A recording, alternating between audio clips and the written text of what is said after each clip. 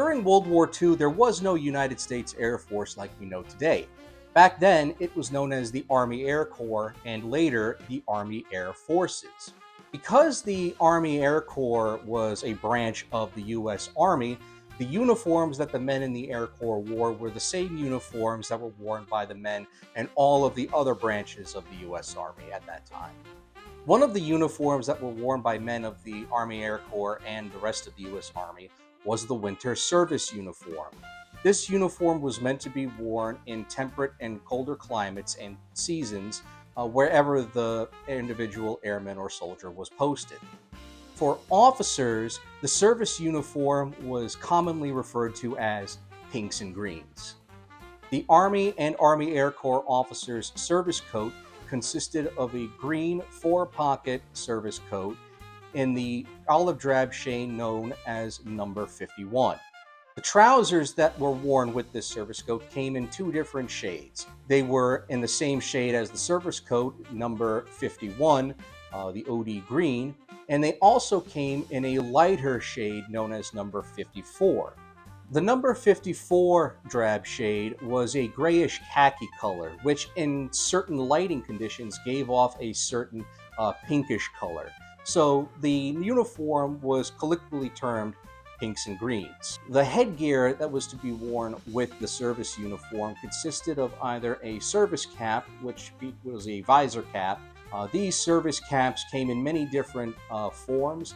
For the Army Air Forces, officers could purchase a crusher cap variant, which featured a single ply visor, and it was already able to become crushed and give that used worn experience, and also it provided a much easier time for the officer wearing it to wear a pair of headphones while wearing it and also flying at the same time. There was also another variant of service cap that could be worn, and this was a style that used a material known as fur felt.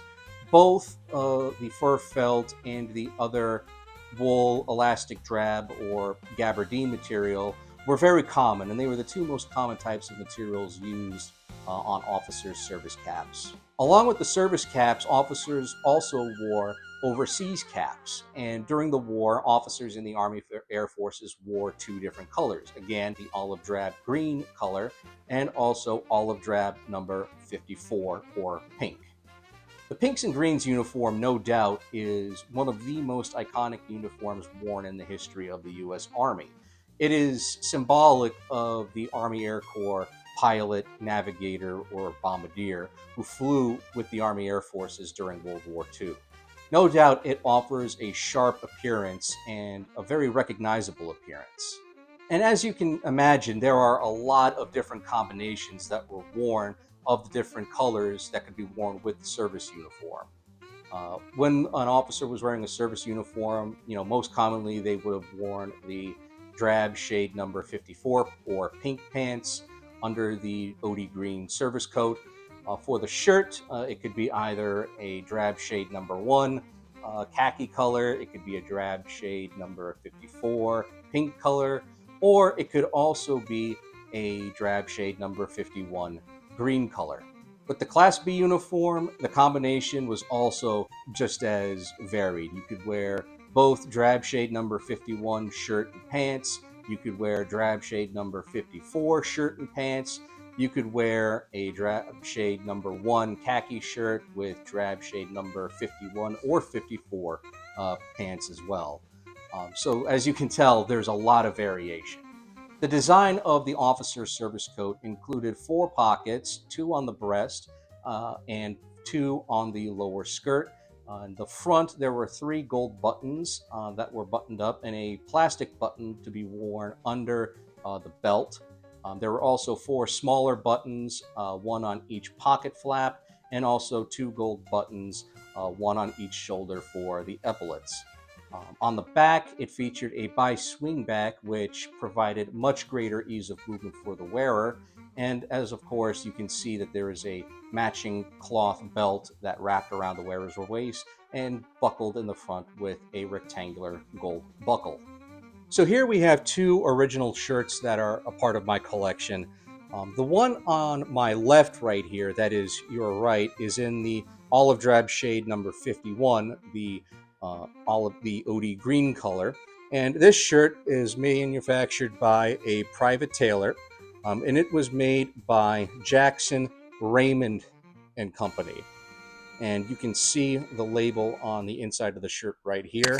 Among collectors of World War II Army and U.S. Army Air Force uniforms, Jackson Raymond shirts are highly desirable because of the quality of the material that was used and also the cut of the shirt. As you can see here, the pockets are not straight pockets. They actually are a scalloped pattern, as you can see here, and that just made it a little more flashy and a little more desirable at the time. And the one on my right, this didn't belong to anybody, but this one I purchased recently, and for several reasons. One, because it's in mint condition, and two, it is actually a very big size. It is a size 17 by 35 shirt, which is my size that I wear.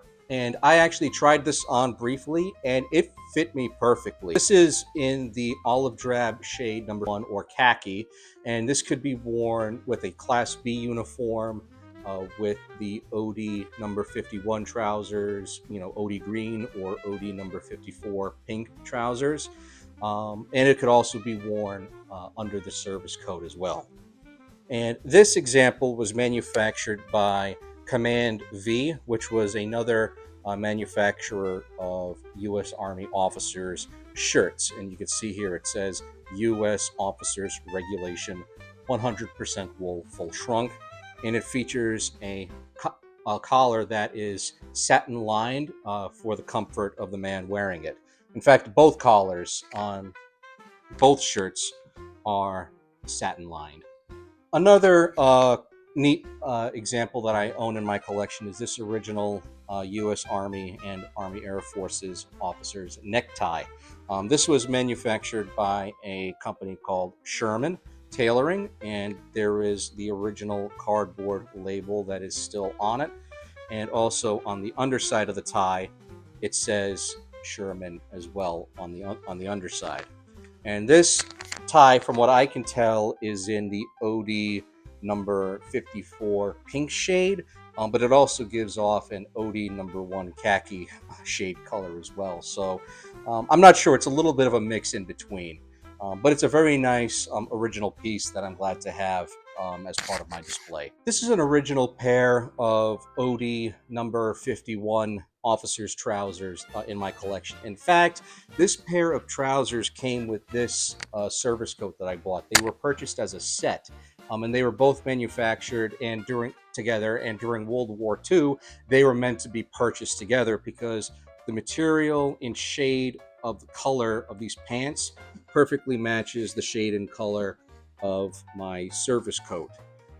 Officers' trousers at the time featured 2 pockets on the rear, as you can see here, and they had scalloped pocket flaps.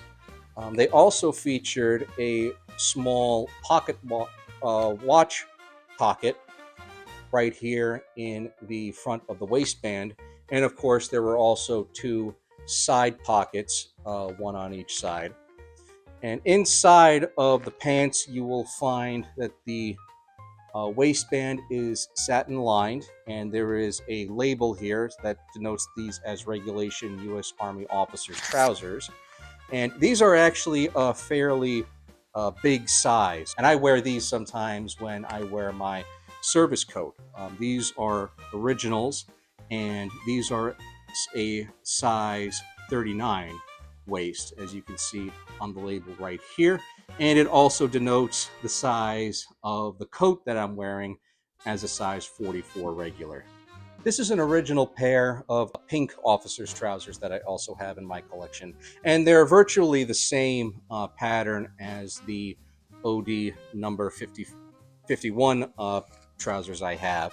The only difference being is these ones are pink, and they're made of the worsted wool, whereas the pants here are made out of Barathea wool. But they're virtually the same pattern. Again, they have 2 pockets on the rear, each with scalloped pocket flaps.